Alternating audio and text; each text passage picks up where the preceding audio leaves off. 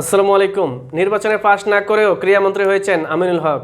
ব্যাপারটা কেমন লাগছে আপনার কাছে? তবে হ্যাঁ, এটা সংবিধানে আছে যে সরকার চাইলে 10% বাইরের লোকদের যারা পাশ করেননি তাদের মধ্যে দক্ষ বা অভিজ্ঞ কেউ থাকলে তাদেরকে এমন দায়িত্ব দেওয়া যায়। তো তারেক রহমান সেক্ষেত্রে ভুল করেননি। আমিনুল হক নিজে দলের জন্য অনেক জেল জুলুম খেটেছেন, অনেক কষ্ট করেছেন এবং তাছাড়া তিনি অনেক অভিজ্ঞ অভিজ্ঞ একজন লোক। তিনি অতীতে বাংলাদেশ জাতীয় দলের গোলরক্ষক ছিলেন।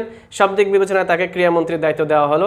আশা করি ব্যাপারটা ভালোই লেগেছে এবং একেবারে খারাপ হবে না, যেহেতু এই মুহূর্তে আর অন্য কাউকে আমরা দেখছি না যে তার চেয়ে ভালো ক্রীড়ামন্ত্রী হতে পারে।